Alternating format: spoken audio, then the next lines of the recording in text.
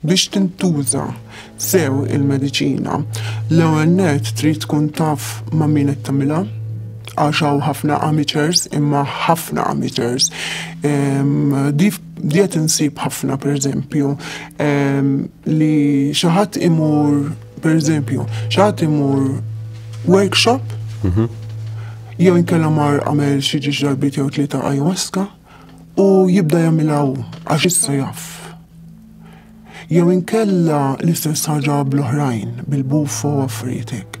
Dawn mhux affarijiet li tmurhom darbtejn u tlieta.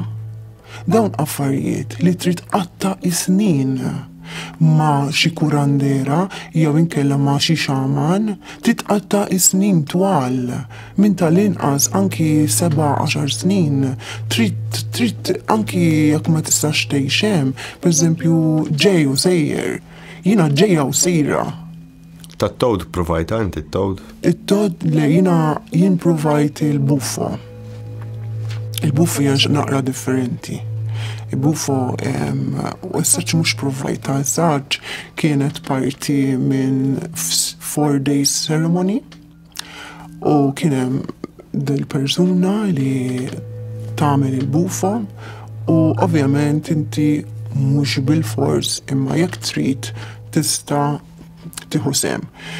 Waqt il-ceremonies kemm pereżempju din kienet 4 days imma ġi fil-tradition tiegħi pereżempju ġieli għamilna all night long ceremony, ġifieri nibdew minn żul ix-xemx sa itluħ ix-xemx.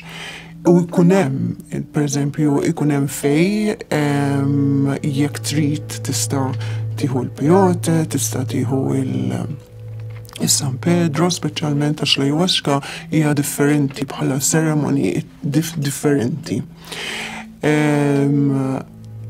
Kemm darba rrifjutajt m'iniex xi waħda li I'm looking forward biex nagħmel xi ħaġa hekk, ġifieri li hija parti mit-tradition tiegħi, però kemm darba rrifjutajt li rrid inkun tipo ma rridx għajnuna minant ħadd, tipo mlaqas la minant il-peyote, la minant il-San Pedro.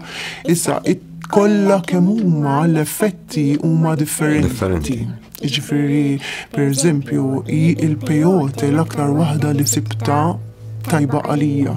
Kemm darba għamilt is-San Pedro, però meta jkolli nażel immur għall-peyote.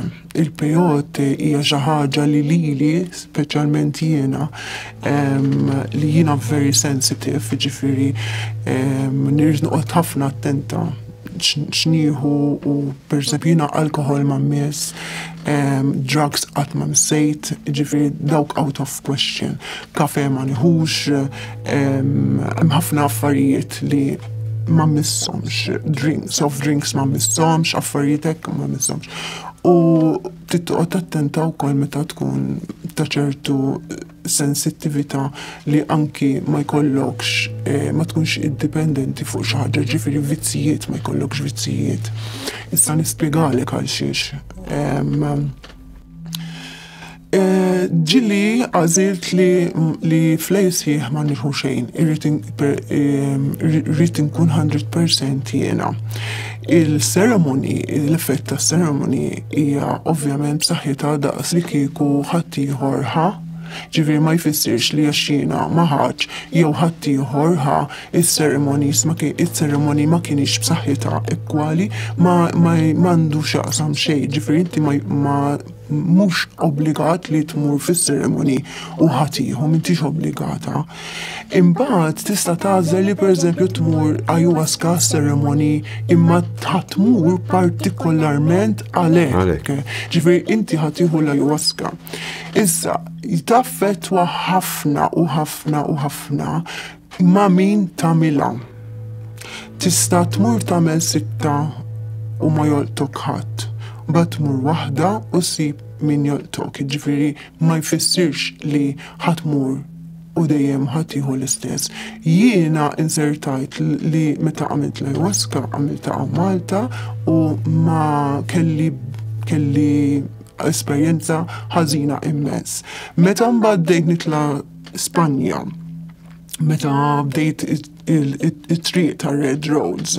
U sirt naf kif isiru il-propja minant il-Mexican, kurandera, ma kienax taqsam totalment xejn laqas ix-xita fejn nida.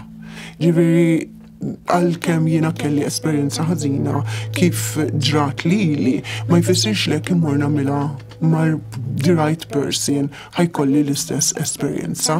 Jiena il-parir tiegħi hu li jekk xi ħadd ħajjipprova almenu ikun jaf ma xa jagħmel u ma min qed jagħmilha għax kien hemm weġġa. Mhux hekk? Kien hemm.